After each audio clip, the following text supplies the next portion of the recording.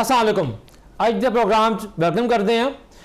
और जिस तरह के पिछले कई दिनों तो पूरी दुनिया की निगाह इस्लामाबाद सन कि इस्लामाबाद के अमरीका तो ईरान के मुज़ाकरात जोड़े होने सन बिल आखिर और मुज़ाकरात की मेज़ जी सज भी गई 21 घंटे मुज़ाकरात होंदे भी रहे और उस तो बाद दोनों मुल्कों के वफूद जोड़े हैं ने वो वापस भी जा चुके हुए हैं। इब्तदाई तौर के उत्ते तो ये मुज़ाकरात जोड़े हैं ने इन्होंने कोई नतीजा जोड़ा है वो बाहर नहीं निकलिया, लेकिन तमाम मुबसरीन और सफारती हल्के कहते हैं कि 40-42 वरियां की जी दुश्मनी है अमरीका और ईरान की आपस इख्तलाफात ने उन्होंने ये समझना कि एक ही बैठक के विच जिहड़ा है वो हल हो जाते, ये तवक्का रखना गलत सीगा।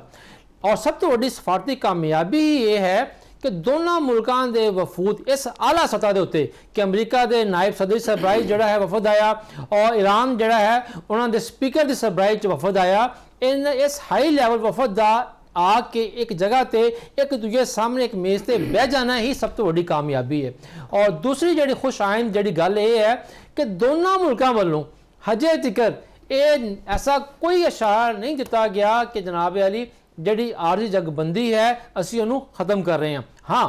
दोनों मुल्कों ने अपनी अपनी राय का इजहार किया है। जो अमरीकी सदर जी वैंस ने उन्होंने वापस रवाना होने तो पहले जी गुफ्तगू की उन्होंने क्या है कि अमरीका ने बड़ी तफसील के नाल अपना नुकता ईरान को समझाया है और ईरान का सुनिया है, लेकिन उन्होंने कहा कि फिलहाल मुज़ाकरात जोड़े हैं वो किसी डील तक नहीं पहुँच सके और असी अमरीका ने अपनी तमाम जी पेशकश है हतमी तो आखिरी और ईरान के अगे रखती है। हुण ईरान की हुकूमत ने फैसला करना है कि उन्होंने की करना है। दूजे पास जोड़े है ने ईरानी स्पीकर जड़े ने उन्होंने अपना एक ट्वीट किया है जिस उन्होंने क्या है कि ईरान जोड़ा है उन्हें खुले दिल के नाल मुज़ाकरात के वास्ते रजामंदी ज़ाहिर की सी, टेबल पर बैठा सीगा, लेकिन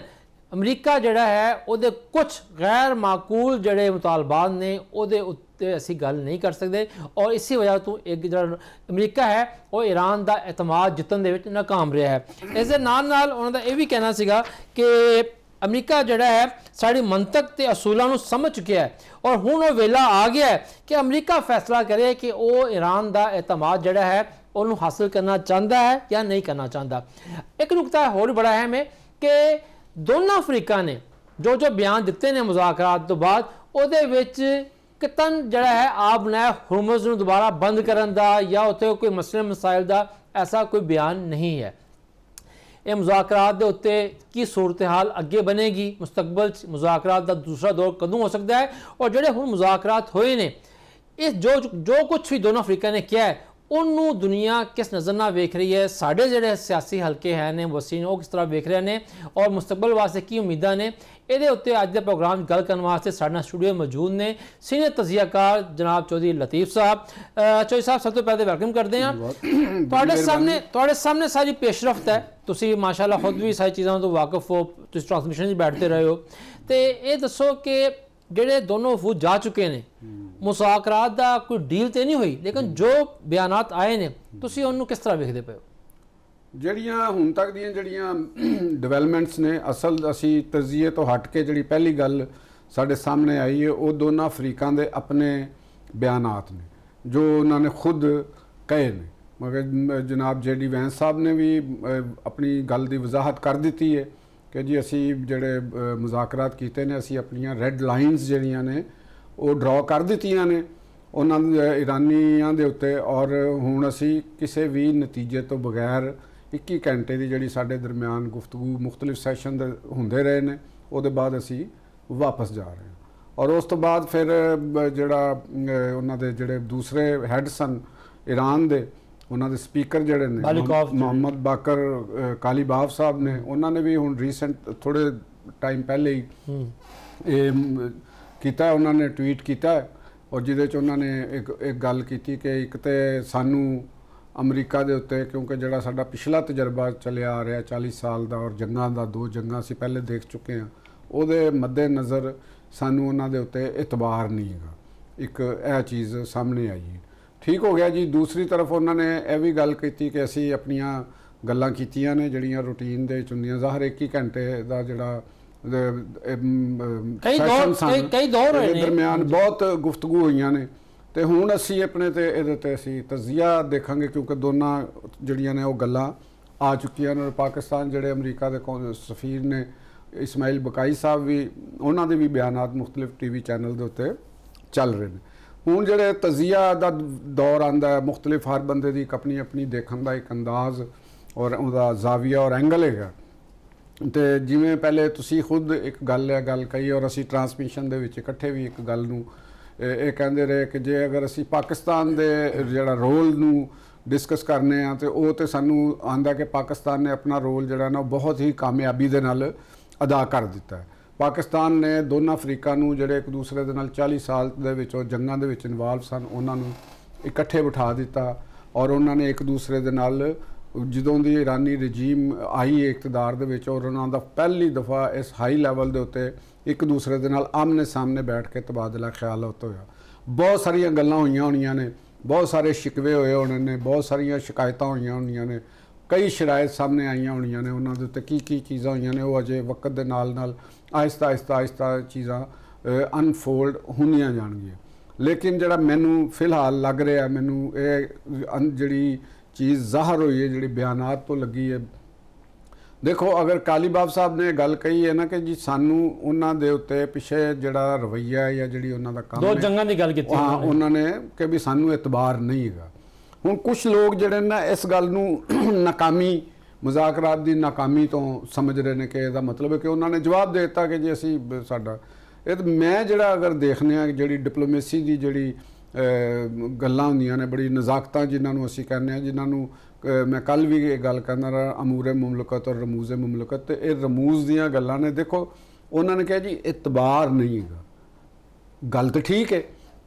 ਇਤਬਾਰ ਨਹੀਂ ਹੈਗਾ, ਜ਼ਾਹਰ ਹੈ ਉਹਨਾਂ ਦੇ ਮੁਜ਼ਾਕਰਾਤ ਦੇ ਦੌਰਾਨ ਹੀ ਉਹਨਾਂ ਤੇ ਅਟੈਕ ਹੋਇਆ। ਉਹਨਾਂ ਨੇ ਇਹ ਨਹੀਂ ਕਿਹਾ ਹੈਗਾ ਕਿ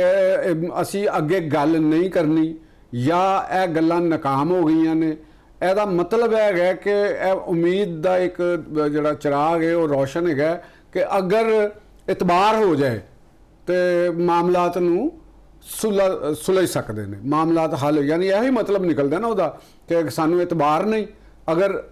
ਇਤਬਾਰ ਹੋ ਜਾਏ ਜਾਂ ਕੋਈ ਬੰਦਾ ਵਿੱਚ ਹੋਰ ਪੈ ਜਾਏ ਜਾਂ ਹੋਰ ਮੁਲਕ ਦੇ ਨਾਲ ਕੋਈ ਚੀਜ਼ ਸਾਹਮਣੇ ਆਵੇ ਜਾਂ ਇਕੱਠੇ ਹੋਰ ਇਹਦਾ ਮੁਜ਼ਾਕਰਾਤ ਦਾ ਜਿਹੜਾ ਕੈਨਵਸ ਹੈ ਉਹ ਜ਼ਰਾ ਵਸੀ ਹੋ ਜਾਏ ਤੇ ਉਹਦੇ ਵਿੱਚ ਬਹਿ ਕੇ ਗੱਲਾਂ ਹੋਣ ਤੇ ਮਾਮਲਾਤ ਨੂੰ ਅਸੀਂ ਇੱਕ ਬੜੇ ਫਾਈਨਲ ਸ਼ੋਡਾਊਨ ਦੀ ਤਰਫ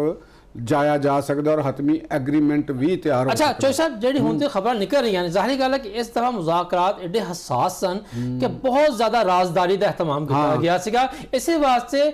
ਹਜੇ ਤੱਕ ਜਿਹੜੀ ਖਬਰਾਂ ਨਿਕਲ ਰਹੀਆਂ ਨੇ ਅਸੀਂ ਉਹਨਾਂ ਨੂੰ ਕਿਆ ਸਰਾਈ ਕਹਿ ਸਕਦੇ, ਸਿਰਫ ਉਹਨਾਂ ਗੱਲਾਂ ਨੂੰ ਅਸੀਂ ਸੱਚ ਮੰਨਦੇ ਹਾਂ ਜਿਹੜਾ ਕਿ ਦੋਨਾਂ ਮੁਲਕਾਂ ਵੱਲੋਂ ਆਫੀਸ਼ੀਅਲੀ ਕਹੀ ਜਾ ਰਹੀ ਹੈ। ਬਿਲਕੁਲ। ਅੱਛਾ, ਹੁਣ ਜਿਹੜੀ ਗੱਲ ਚੀਜ਼ ਸਾਹਮਣੇ ਆ, ਜਿਸ ਤਰ੍ਹਾਂ ਕਿ ਜੈਡੀ ਵੇਂਸ ਨੇ ਇਹ ਗੱਲ ਕੀਤੀ ਕਿ ਅਮਰੀਕਾ ਦਾ ਸਭ ਤੋਂ ਵੱਡਾ ਤੇ ਪਹਿਲਾ ਮੁਤਾਲਬਾ ਇਹ ਹੈ ਕਿ ਈਰਾਨ ਜਿਹੜਾ ਹੈ ਆਪਣੇ ਐਟਮੀ ਪ੍ਰੋਗਰਾਮ ਤੋਂ ਦਸਤਬਰਦਾਰ ਹੋ ਜਾਵੇ। ਠੀਕ ਹੈ ਨਾ ਜੀ, ਕਿ ਅਸੀਂ ਕਿਸੇ ਸੂਰਤ ਵਿੱਚ ਜਿਹੜਾ ਹੈ ਈਰਾਨ ਨੂੰ ਐਟਮੀ ਹਥਿਆਰ ਰੱਖਣ ਦੀ ਇਜਾਜ਼ਤ ਨਹੀਂ ਦੇਵਾਂਗੇ। ਤੁਹਾਡਾ ਕੀ ਖਿਆਲ ਹੈ ਕਿ ਇਹੀ ਉਹ ਨੁਕਤਾ ਹੈ ਜਿਹਦੇ ਉੱਤੇ ਕਿ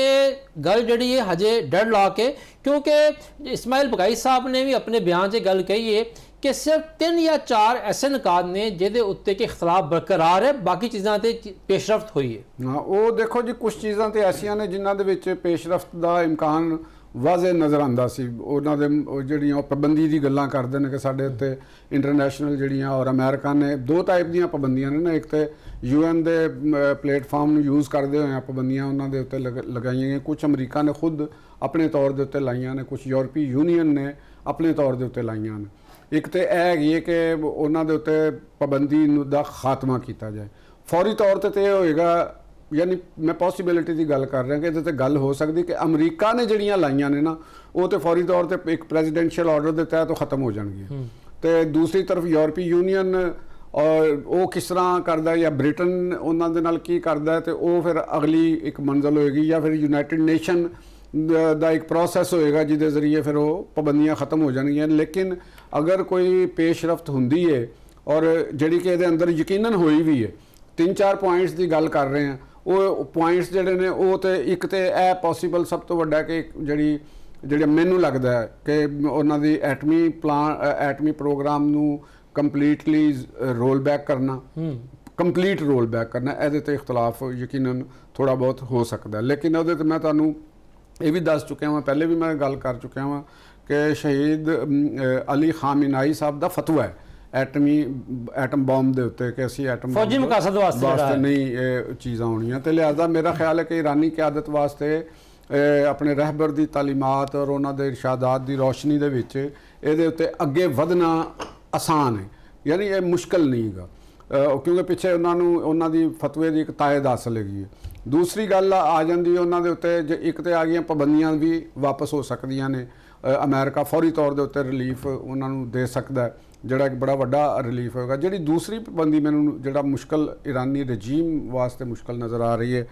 ਔਰ ਉਹਨਾਂ ਦੇ ਜਿਹੜੇ ਪਾਵਰ ਸਟਰਕਚਰ ਜਿਹੜਾ ਹੈ ਉਹਦੇ ਅੰਦਰ ਜਿਹੜੀ ਸ਼ਾਇਦ ਬੜੀ ਮੁਸ਼ਕਲਾਤ ਦਾ ਸਾਹਮਣਾ ਪਵੇ, ਉਹ ਹੈਗਾ ਕਿ ਜਿਹੜਾ ਅਮਰੀਕਨਸ ਔਰ ਇਹਦੇ ਨਾਲ ਦੀਗਰ ਜਿਹੜੀ ਇੰਟਰਨੈਸ਼ਨਲ ਔਰ ਤਰੱਕੀ ਯਾਫਤਾ ਵਰਲਡ ਹੈ ਉਹ ਵੀ ਇਸ ਚੀਜ਼ ਦੇ ਨਾਲ ਦਬਾਅ ਪਾ ਰਹੇ ਨੇ, ਪਹਿਲੇ ਵੀ ਪਾ ਰਹੇ ਸਨ। ਉਹ ਹੈਗਾ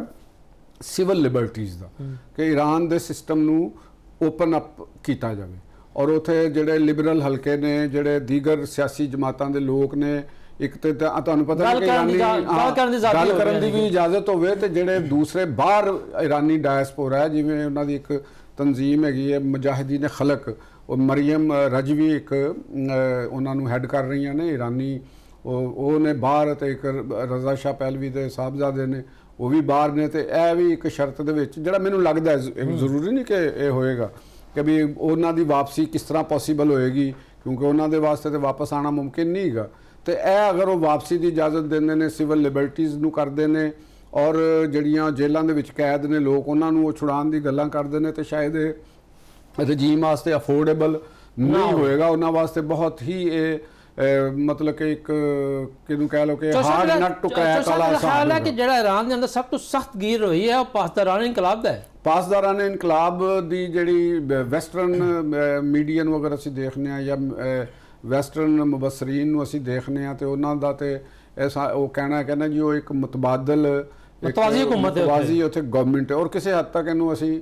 ਤਸਲੀਮ ਵੀ ਕਰ ਸਕਨੇ ਆ ਕਿ ਉਹ ਇੱਕ, ਕਿਉਂਕਿ ਉਹਦਾ ਨੈਟਵਰਕ ਬਹੁਤ ਹੀ ਵੱਡਾ ਔਰ ਬਹੁਤ ਵਸੀਹ ਹੈ, ਉਹਨਾਂ ਦੀ ਆਪਣੀ ਫੌਜ ਹੈ, ਆਪਣਾ ਨਿਜ਼ਾਮ ਹੈ, ਆਪਣੇ ਉਹਨਾਂ ਦੇ ਜਿਹੜੀਆਂ ਨੇ ਨਾ ਉਹ ਫੈਕਟਰੀਆਂ ਨੇ, ਅਸਲਾ ਸਾਜ਼ੀ, ਉਹਨਾਂ ਦਾ ਬੈਂਕਿੰਗ ਦਾ ਸਿਸਟਮ ਉਹਨਾਂ ਦੇ ਅੰਡਰ ਚੱਲ ਰਿਹਾ ਹੈ। ਮੁਖਤਲਿਫ ਬੁਨਿਆਦ ਨਾਮ ਦੇ ਨਾਲ ਇੱਕ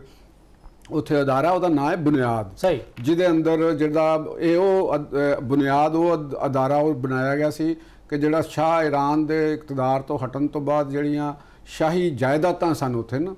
ਸ਼ਾਹ ਦੀਆਂ ਜਾਇਦਾਦਾਂ, ਤੇ ਜਿਹੜੀ ਸ਼ਾਹ ਦੇ ਨਾਲ ਜਿਹੜੇ ਇੱਕ ਟੋਲਾ ਸੀ ਉਹਦਾ ਪੂਰਾ ਗਰੁੱਪ ਸੀ, ਉਹਨਾਂ ਦੀਆਂ ਜਾਇਦਾਦਾਂ ਬਹਕੇ ਸਰਕਾਰ ਜਿਹੜੀਆਂ ਜ਼ਬਤ ਕੀਤੀਆਂ ਗਈਆਂ ਸਨ ਨਾ, ਉਹਨਾਂ ਜਾਇਦਾਦਾਂ ਦੇ ਉੱਤੇ ਫਿਰ ਇੱਕ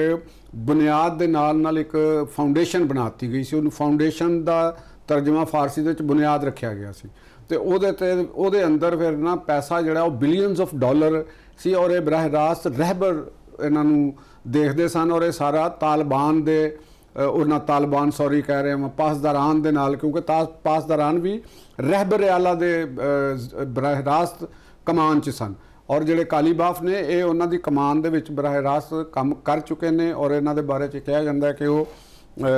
ਜਿਹੜੇ ਸ਼ਹੀਦ ਖਾਮੇਨਾਈ ਨੇ ਉਹਨਾਂ ਦੇ ਬਹੁਤ ਕਰੀਬ ਰਹੇ ਨੇ, ਔਰ ਪ੍ਰੈਜ਼ੀਡੈਂਸ਼ੀਅਲ ਇਲੈਕਸ਼ਨ ਵੀ ਰਨ ਕਰ ਚੁੱਕੇ ਨੇ। Is very powerful Irani system ਦੇ ਵਿੱਚ ਇੱਕ ਬੜੀ ਪਾਵਰਫੁਲ ਸ਼ਖਸੀਅਤ ਨੇ, ਔਰ ਇਹ ਉਹਨਾਂ ਦਾ ਇਤਮਾਦ ਵੀ ਸੀ। ਮੌਜੂਦਾ ਜਿਹੜੇ ਰਹਿਬਰ ਨੇ ਇਹਨਾਂ ਦਾ ਵੀ ਇਤਮਾਦ ਹੈ, ਔਰ ਤਾਲਿਬਾਨ ਦੇ ਉਹ ਜੋ ਪਾਸਦਾਰਾਨ ਦਾ ਜਿਹੜਾ ਗਰੁੱਪ ਹੈਗਾ ਤਾਂ ਉਹ ਵੀ ਇਹਨਾਂ ਦੇ ਉੱਤੇ ਕਰਦਾ, ਕਿਉਂਕਿ ਫੌਜ ਵਿੱਚ ਵੀ ਰਹੇ ਨੇ ਇਹਨਾਂ ਨੇ। ਈਰਾਨ ਦੀ ਤਰਫੋਂ ਇਰਾਕ ਦੀ ਜੰਗ ਦੇ ਵਿੱਚ ਵੀ ਇਹ ਪਾਰਟਿਸਿਪੇਟ ਕੀਤਾ, ਤੇ ਲਿਹਾਜ਼ਾ ਇੱਕ ਇਹੋ ਜਿਹੀ ਸ਼ਖਸੀਅਤ। ਅੱਛਾ ਸਾਹਿਬ ਇਹ ਦੱਸੋ ਕਿ ਹੁਣ ਤੁਸੀਂ ਕੀ ਵੇਖ ਰਹੇ ਹੋ ਕਿ ਜ਼ਾਹਿਰ ਗੱਲ ਹੈ ਕਿ ਦੋਨੋਂ ਫਰੀਕ ਹੁਣ ਆਪਣੇ ਆਪਣੇ ਮੁਲਕਾਂ 'ਚ ਵਾਪਸ ਜਾ ਕੇ ਆਪਣੀ ਆਲਾ ਕਿਆਦਤ ਦੇ ਨਾਲ, ਆਪਣੇ ਸਾਥੀ ਮਸ਼ੀਰਾਂ ਦੇ ਨਾਲ ਮਿਲ ਕੇ ਜੋ ਮੁਜ਼ਾਕਰਾਤ 21 ਘੰਟੇ ਗੱਲਾਂ ਹੋਈਆਂ ਨੇ ਉਹ ਉੱਥੇ ਦੱਸਣੀਆਂ ਤੇ ਹੈ ਨਾ, ਬਿਲਕੁਲ ਦੱਸਣੀਆਂ ਪੈਣਗੀਆਂ। ਕੀ ਲੱਗ ਰਿਹਾ ਕਿ ਮੁਸਤਕਬਲ ਦੇ ਵਿੱਚ ਜਿਹੜਾ ਹੈ ਅਸੀਂ ਬਹੁਤ ਜਲਦੀ ਨਾ ਸਹੀ ਲੇਕਿਨ ਅਸੀਂ ਇੱਕ ਮੁਜ਼ਾਕਰਾਤ ਦਾ ਨਵਾਂ ਦੌਰ ਕਿਸੇ ਨਵੇਂ ਥਾਂ ਮੁਕਾਮ ਤੇ ਵੇਖ ਸਕਦੇ ਹਾਂ? ਦੇਖੋ, ਸਾਨੂੰ ਉਮੀਦ ਇਹ ਕਰਨੀ ਚਾਹੀਦੀ ਹੈ, ਪਹਿਲੀ ਉਮੀਦ ਤੇ ਇਹ ਸਾਨੂੰ ਹੋਣੀ ਚਾਹੀਦੀ ਹੈ ਕਿ ਜਿਹੜੀ ਜੰਗਬੰਦੀ ਆਰਜ਼ੀ ਹੈ ਫॉर 1 ਵੀਕ ਵਾਸਤੇ ਉਹਦਾ ਐਕਸਟੈਂਸ਼ਨ ਜਿਹੜੀ ਹੈ ਉਹ ਸਾਨੂੰ, ਅਗਰ ਉਹਦੀ ਐਕਸਟੈਂਸ਼ਨ ਹੁੰਦੀ ਹੈ ਤੇ ਫਿਰ ਸਾਨੂੰ ਇੱਕ ਉਮੀਦ ਜ਼ਿਆਦਾ ਪੈਦਾ ਹੋਏਗੀ ਕਿ ਐਕਸਟੈਂਸ਼ਨ ਜ਼ਾਹਰ ਹੈ ਬੈਕ ਡੋਰ ਕਿਸੇ ਨਾ ਕਿਸੇ ਵਜ੍ਹਾ ਦੇ ਨਾਲ ਹੀ ਐਕਸਟੈਂਡ ਹੋਣੀ ਹੈ, ਕਿਉਂਕਿ ਜਿਹੜੇ ਪ੍ਰੈਜ਼ੀਡੈਂਟ ਟਰੰਪ ਦੀ ਤਰਫੋਂ ਜੋ ਬਿਆਨਾਤ ਆ ਰਹੇ ਨੇ ਕਿ ਜੀ ਉਹ ਮਤਲਬ ਕਿ ਉਹਨਾਂ ਨੂੰ ਕੋਈ ਫਰਕ ਨਹੀਂ ਪੈਂਦਾ। ਉਹਨਾਂ ਨੇ ਕਿਹਾ ਕਿ ਅਸੀਂ ਤਾਂ ਜੰਗ ਜਿੱਤ ਚੁੱਕੇ ਹਾਂ, ਤੁਸੀਂ ਕੋਈ ਮੰਨੇ ਚਾਹੇ ਨਾ ਮੰਨੇ। ਫਿਰ ਉਹਨਾਂ ਨੇ ਆਪਣੇ ਹਰਮਜ਼ ਦੇ ਅੰਦਰ ਵੀ ਇਹੋ ਜਿਹੀਆਂ ਇਤਲਾਤ ਆ ਰਹੀਆਂ ਨੇ ਕਿ ਅਮਰੀਕਨ ਉੱਥੇ ਪਹੁੰਚੇ ਨੇ, ਔਰ ਉੱਥੇ ਉਹਨਾਂ ਦੀ ਜਿਹੜੀ ਮੁxtਲਿਫ ਅੰਦਰ ਬਰੂਦੀ ਸੁਰੰਗਾਂ ਨੇ ਉਹਨਾਂ ਨੂੰ ਵੀ ਸਾਫ਼ ਉਹ ਕਰ ਰਹੇ ਨੇ। ਔਰ ਉਸ ਤੋਂ ਪਹਿਲੇ ਕਤਰ ਤੋਂ ਜਿਹੜੇ ਨੇ care Starmer British prime minister ਜਿਹੜੇ ਨੇ ਉਹ ਵੀ ਹੋ ਕੇ ਗਏ ਨੇ ਔਰ ਉਹਨਾਂ ਨੇ ਵੀ ਕਿਹਾ ਕਿ ਅਸੀਂ 36 ਮੁਲਕਾਂ ਦੇ ਨਾਲ ਇੱਕ ਇਤਿਹਾਦ ਬਣਾ ਰਹੇ ਹਾਂ ਜਿਹੜਾ ਆਬਨਾਏ ਹੁਰਮਜ਼ ਦੇ ਮਾਮਲਾਤ ਨੂੰ ਹੈਂਡਲ ਕਰੇਗਾ, ਦੇਖੇਗਾ, ਕਿਉਂਕਿ ਆਬਨਾਏ ਹੁਰਮਜ਼ ਦੇ ਵਿੱਚ ਉਹਨਾਂ ਦੇ ਸਟੇਕ ਜ਼ਿਆਦਾ ਨੇ। ਇਸੇ ਤਰ੍ਹਾਂ ਚਾਈਨਾ ਹੈ ਔਰ ਰਸ਼ੀਆ ਹੈ, ਇੰਡੀਆ ਹੈ, ਜ਼ਾਹਰ ਹੈ ਇਹ ਵੀ ਵਿੱਚ ਇੱਕ ਬੈਕਡੋਰ ਦੇ ਵਿੱਚ ਚੱਲ ਰਹੇ ਨੇ। ਤੇ ਮੇਰਾ ਨਹੀਂ ਖਿਆਲ ਕਿ ਕਿਸੇ ਸਭ ਦੀ ਇਹੋ ਹੀ ਕੋਸ਼ਿਸ਼ ਹੋਈ ਹੈ ਕਿਸੇ ਤਰੀਕੇ ਦੇ ਨਾਲ ਜੰਗ ਨੂੰ ਅੱਗੇ ਨਾ ਬਦਲ ਦਿੱਤਾ ਜਾਏ ਔਰ ਉਹ ਜਿਹੜੀ ਹੈ ਇਸ ਖਿੱਤੇ ਦੇ ਅੰਦਰ ਇੱਕ ਸਮੂਥ ਸੇਲਿੰਗ ਹੋ ਜਾਵੇ, ਬਿਜ਼ਨਸ ਵੀ ਚੱਲੇ ਲੋਕਾਂ ਦਾ, ਈਰਾਨ ਵੀ ਸਰਵਾਈਵ ਕਰ ਜਾਏ। देखो ਇਹਦੇ ਅੰਦਰ ਤੇ ਇਹ ਹੈ ਨਾ ਕਿ ਵਿਨ ਵਿਨ ਪੋਜੀਸ਼ਨ ਤੇ ਦੇਣੀ ਬਿਲਕੁਲ ਤੁਸੀਂ ਸਹੀ ਕਹਿ ਰਹੇ ਹੋ ਕਿ ਦੁਨੀਆ ਸਾਰੀ ਜਿਹੜੀ ਹੈ ਉਹ ਇਸੇ ਗੱਲ ਤੇ ਕਾਇਲ ਹੈ ਕਿ ਇਹ ਜੰਗਬੰਦੀ ਜਿਹੜੀ ਹੈ ਇਹ ਬਰਕਰਾਰ ਰਹਿਣੀ ਚਾਹੀਦੀ ਹੈ। ਇੱਥੇ ਲਾਂਗੇ ਛੋਟੀ ਬ੍ਰੇਕ ਤੇ ਬ੍ਰੇਕ ਬਾਅਦ ਵਾਪਸ ਆਵਾਂਗੇ ਤੇ ਚੋਈ ਸਾਹਿਬ को ਪੁੱਛਾਂਗੇ ਕਿ ਇਸ तमाम सूरत हाल इसराइल ਜਿਹੜਾ ਸ਼ਰਾਰਤੀ ਤੇ ਨਜਾਇਜ਼ ਬੱਚਾ ਹੈ ਉਹ क्या ਮੁਸਤਕਬਲ ਦੇ ਮੁਜ਼ਾਕਰਾਤੀ ਅਮਲ ਨੂੰ ਫਿਰ ਸਬੂਤਾਜ਼ ਕਰਨ ਦੀ ਕੋਸ਼ਿਸ਼ ਕਰੇਗਾ। ਛੋਟੀ ਬ੍ਰੇਕ ਤੋਂ ਬਾਅਦ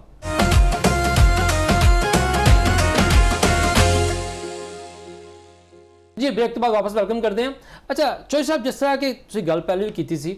ये दसो कि इसराइल वाहद मुल्क है जड़ा कि किसी सूरत भी जंगबंदी नहीं चाहता।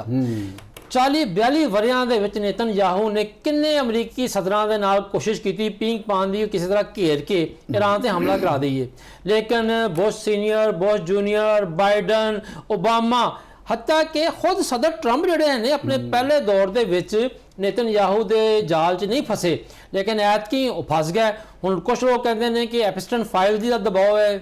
ट्रंप ते, क्योंकि पूरी दुनिया जिहड़ी है पूरा इंटरनेशनल मीडिया कह रहा है कि जिहड़ा एपिस्टन सीगा वो बेसिकली मोसाद दा एजेंट सीगा, उन्होंने सारी कार्रवाई की है। तो ये दसो कि हुण इसराइल जिहड़ा है इस मुज़ाकरात दे पहले मरहले तो बाद वो की ओहदी यानी कि है हिकमत अमली हो सकती है, और हालांकि पूरा अमरीका ये चाहता है कि जंग दोबारा शुरू ना हो। नहीं ये तो देखो गल पता की जी अगे असी गल की है कि विन विन सिचुएशन तो क्रिएट करनी पेगी। हुण अगर इसराइल अगर ये कहे कि वो विन पोजीशन दे विच आवे या उन्होंने ये ताज उहदे सिर ते पहनाया जाए कि जी मैं जितया वां, तो ये तो पॉसीबल नहीं होना। ये तो इसराइलियां नूं भी इस चीज़ का पता है, क्योंकि वो जो अगर अमरीका ना होवे तो इसराइल खुद कुछ भी नहीं है, तो वो अमरीका के नाल ही चले जाएगा। दूसरा नेतनयाहू और जिहड़े उन्हां दे नाल कुछ बंदे ने इन्हां दे उत्ते असरात ने ये ज़ायनिस्ट माइंड सैट है, और उन्होंने जिहड़ियां ईरान की तरफों जिहड़ी प्रॉक्सीज सन, देखो कुछ तनकीदी जायज़ा लेना पेगा, कुछ दोनों नूं अपने अपने मामला तो हटना पेगा, तो जंग का कोई ना कोई रिजल्ट सामने आएगा खात्मे का। सही देखो अमरीका नूं भी इसराइल नूं कंट्रोल करना पेगा और अमरीका कर सकता है, ठीक है ना जी। सारियां ख्वाहिशां जड़ियां ने अगर वो ज़ायनिस्ट कहन कि असी पूरियां कर लीए तो वो पॉसीबल नहीं है। उन्होंने अपने अपने जिहड़े इर्द गिर्द मुल्क ने, जॉर्डन है, मिस्र है, लैबनान है, इन्हां दियां सरहदां दा जिहड़ा इंटरनेशनल बाउंड्रीज़ ने इन्हां दा एहतराम करना पेगा। और दूसरा सब तो इंपॉर्टेंट गल है कि इसराइल दे पॉलिसी साज नूं उन्हां नूं ये अपना जिहड़ा ज़ायनिस्ट माइंड सैट है इन्हां नूं ज़ाती और अपनी ज़ात तक रखना चाहिए। इन्हां नूं अपनी सफारतकारी का, अपनी खारजा पॉलिसी का, अपनी मिलिटरी स्ट्रैटजी का हिस्सा नहीं बनाना चाहिए, क्योंकि उन्होंने भी ये पता है कि पैलेस्टाइन की स्टेट बनाए बगैर इसराइल की सर्वाइवल भी मुश्किल है, क्योंकि पूरा मिडल ईस्ट और जिहड़ी अरब आवाम के जिहड़े जज्बात ने वो फलस्तीन दे नाल बहुत ही गहरे और अटूट है। अगर इसराइल ने भी सर्वाइव करना है मुस्तकबल के अंदर, वो इसे सूरत हो सकता कि वो डेमोक्रेटिक वैल्यूज़ नूं लैके चलन और सैकुलर वैल्यूज़ नूं लैके चलन, ना कि वो कोई अपनियां जड़ियां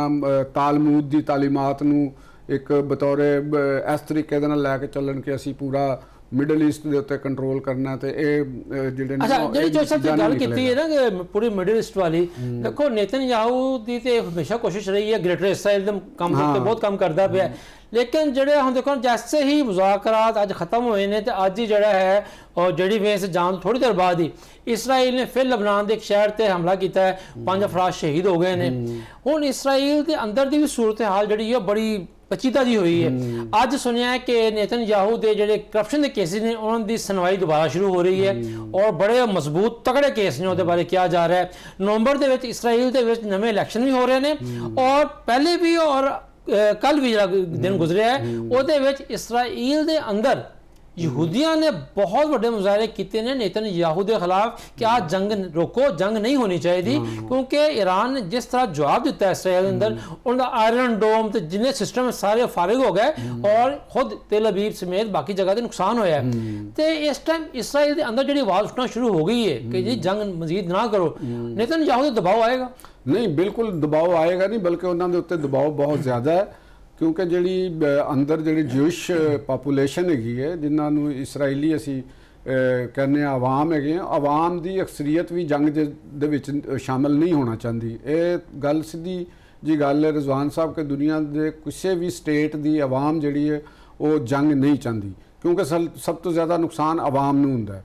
ਔਰ ਹੁਕਮਰਾਨ ਜਿਹੜਾ ਤਬਕਾ ਹੁੰਦਾ ਹੈ ਜੰਗੀ ਜਨੂਨ ਮੁਖਤਲਿਫ ਵਜੂਹਾਤ ਦੀ ਬੁਨਿਆਦ ਤੇ ਉਹ ਆਉਂਦਾ। ਇਹਦੇ 'ਚ ਮੈਂ ਸਮਝਦਾ ਵਾਂ ਕਿ ਜਿਹੜੀ ਇਰਾਨੀ ਰਜੀਮ ਹੈਗਾ ਉਹਨਾਂ ਨੂੰ ਵੀ ਆਪਣੀ ਪਾਲਿਸੀਆਂ ਦੇ ਉੱਤੇ ਨਜ਼ਰਸਾਨੀ ਦੀ ਜ਼ਰੂਰਤ ਹੈ। ਉਹ ਪ੍ਰੋਕਸੀਆਂ ਦੇ ਜ਼ਰੀਏ ਜ਼ਿਆਦਾ ਦੇਰ ਤੱਕ ਆਪਣੇ ਆਪ ਨੂੰ ਸੇਵ ਕਰਨ ਦੀ ਜਿਹੜੀ ਉਹਨਾਂ ਦੀ ਪਾਲਿਸੀ ਸੀ ਕਿ ਅਸੀਂ ਮੁਖਤਲਿਫ ਮੁਲਕਾਂ ਨੂੰ ਇੰਗੇਜ ਰੱਖੀਏ ਤਾਂ ਕਿ ਸਾਡੇ ਸਿਸਟਮ ਨੂੰ ਉਹ ਅੰਦਰ ਆ ਕੇ ਨੁਕਸਾਨ ਨਾ ਪਹੁੰਚਾ ਸਕਣ। ਉਹਨਾਂ ਨੇ ਹਿਜ਼ਬੁੱਲਾ ਨੂੰ ਪ੍ਰਮੋਟ ਕੀਤਾ। ਜਿਹੜੀ ਅਸੀਂ ਲਬਨਾਨ ਦੀ ਗੱਲ ਕਰ ਰਹੇ ਹਾਂ ਉਹ ਦਰ ਹਕੀਕਤ ਸਾਊਥ ਲਬਨਾਨ ਹੈ ਜਿਹਦੇ ਉੱਤੇ ਕੰਟਰੋਲ ਹੈਗਾ ਹਿਜ਼ਬੁੱਲਾ ਦਾ ਤੇ ਹਿਜ਼ਬੁੱਲਾ ਇਸਰਾਈਲ ਉਹਦਾਂ ਦੇ ਉੱਤੇ ਕਰ ਰਿਹਾ। ਇਹਨਾਂ ਨੂੰ ਆਪਣੀਆਂ ਪ੍ਰੋਕਸੀਆਂ ਨੂੰ ਸਮੇਟਣਾ ਪਏਗਾ ਉਹਨਾਂ ਦੇ ਵਾਸਤੇ ਜਿਸ ਤਰ੍ਹਾਂ ਵੀ ਕੋਈ ਰਸਤਾ ਕੱਢਣਾ ਚਾਹੀਦਾ ਤਾਂ ਕਿ ਈਰਾਨ ਜਿਹੜਾ ਨਾ ਆਪਣੇ ਇਸ ਬਰਡਨ ਤੋਂ ਬਾਹਰ ਹੋਵੇ। ਦੂਸਰੀ ਉਹਨਾਂ ਨੇ ਯਮਨ ਦੇ ਵਿੱਚ ਹੌਸੀ ਜਿਹੜੇ ਨੇ ਉਹ ਉਹਨਾਂ ਦੇ ਇਤਿਹਾਦੀ ਨੇ, ਤੁਹਾਨੂੰ ਪਤਾ ਹੋਏਗਾ ਉਹਨਾਂ ਨੇ ਇਹਨਾਂ ਮੁਜ਼ਾਕਰਾਤ ਦੇ ਪਹਿਲੇ ਵੀ ਗੱਲ ਸਾਹਮਣੇ ਆਈ ਸੀ ਕਿ ਜੀ ਉੱਥੇ ਵੀ ਜੰਗ ਬੰਦ, ਉੱਥੇ ਵੀ ਫਾਇਰਿੰਗ ਜਾਂ ਜੰਗ ਬੰਦ ਹੋਣੀ ਚਾਹੀਦੀ ਕਿਉਂਕਿ ਉਹਨਾਂ ਨੇ ਸਾਡਾ ਸਾਥ ਦਿੱਤਾ। ਔਰ ਇੰਝ ਇਰਾਕ ਦੀ ਗਵਰਨਮੈਂਟ ਇੱਕ ਅਲੱਗ ਹੈ, ਉੱਥੇ ਇੱਕ ਹਿਜ਼ਬੁੱਲਾ ਇਰਾਕੀ ਹਿਜ਼ਬੁੱਲਾ ਵੀ ਮੌਜੂਦ ਹੈ ਤੇ ਇਸ ਕਿਸਮ ਦੀ ਜਿਹੜੀ ਪ੍ਰੋਕਸੀਜ਼ ਦੇ ਜ਼ਰੀਏ ਆਪਣੇ ਮੁਖਾਲਫਾਂ ਦੇ ਨਾਲ ਇੰਗੇਜਮੈਂਟ ਕਰਨੀ ਔਰ ਜਾਂ ਆਪਣੀ ਪੋਲੀਟੀਕਲ ਮਾਮਲਾਤ ਨੂੰ ਹੱਲ ਕਰਨਾ, ਇਹ ਪਾਲਿਸੀ ਵੀ ਤੁਹਾਨੂੰ ਪਤਾ ਹੈ ਕਿ ਉਹ ਬਿਲਾ ਆਖਰ ਕਿੰਨੀ ਈਰਾਨ ਵਾਸਤੇ ਵੀ ਫੇਟਲ ਸਾਬਤ ਹੋਈ ਹੈ ਕਿ ਉਹਨਾਂ ਦੀ ਸਾਰੀ ਕਿਆਦਤ ਉਹਦੀ ਨਜ਼ਰ ਹੋਈ, ਉਹਨਾਂ ਦੇ ਅਸਾਸੇ ਉਹਨਾਂ ਦੀ ਨਜ਼ਰ ਹੋਏ ਔਰ ਉਹ ਆਵਾਮ ਦੀਆਂ ਉੱਥੇ ਬਹੁਤ ਜ਼ਿਆਦਾ ਮਾਲੀ ਨੁਕਸਾਨਾਤ ਹੋਏ, ਇਨਫਰਾਸਟ੍ਰਕਚਰ ਦਾ ਨੁਕਸਾਨ ਹੋਇਆ। ਤੇ ਇਹ ਜਿਹੜੀ ਇਸ ਕਿਸਮ ਦੀ ਜਿਹੜੀ ਪਾਲਿਸੀ ਹੈ ਜਿਹੜੀ ਪ੍ਰੋਕਸੀਜ਼ ਦੇ ਜ਼ਰੀਏ ਤੁਸੀਂ ਲੜਨ ਦੀ ਕੋਸ਼ਿਸ਼ ਕਰਦੇ ਹੋ, ਇੰਗੇਜਮੈਂਟ ਕਰਨ ਦੀ ਕੋਸ਼ਿਸ਼ ਕਰਦੇ ਹੋ ਜਾਂ ਆਪਣੇ ਵਸਾਇਲ ਤੁਸੀਂ ਉਹਨਾਂ ਦੇ ਉੱਤੇ ਜ਼ਾਇਆ ਕਰਦੇ ਹੋ ਤੇ ਇੱਕ ਆਪਣੇ ਮੁਲਕ ਦੇ ਅੰਦਰ ਤੁਸੀਂ ਇੱਕ ਬਹੁਤ ਹੀ ਥਿਓਲੋਜੀਕਲ ਔਰ ਬੜਾ ਖੌਫਨਾਕ ਕਿਸਮ ਦਾ ਜਿਹੜਾ ਇੱਕ ਸਿਸਟਮ ਹੁੰਦਾ ਤੁਸੀਂ ਉਹਦੇ ਜ਼ਰੀਏ ਰੂਲ ਕਰਨ ਦੀ ਕੋਸ਼ਿਸ਼ ਕਰਦੇ ਹੋ ਤੇ ਇਹ ਵੀ ਜ਼ਿਆਦਾ ਦੇਰ ਨਹੀਂ ਚੱਲਦਾ। ਤੁਸੀਂ ਗੱਲ ਕੀਤੀ ਜਿਹੜੀ ਇਰਾਨੀ ਆਵਾਮ ਦੀ ਤੇ ਇਹ ਤਾਂ ਗੱਲ ਠੀਕ ਹੈ ਕਿ ਸਦਰ ਟਰੰਪ ਨੇ ਖੁਦ ਵੀ ਇਤਰਾਫ ਕੀਤਾ ਹੈ ਕਿ ਜੰਗ ਤੋਂ ਪਹਿਲੇ ਅਸੀਂ ਜਿਹੜਾ ਇਰਾਨੀ ਮੁਜ਼ਾਹਰੀਨ ਵਾਸਤੇ ਅਸਲਾ ਭੇਜਿਆ ਉਹ ਕੁਰਦਾਂ ਜ਼ਰੀਏ ਕੁਰਦਾਂ ਨੇ ਆਪ ਰੱਖ ਲਿਆ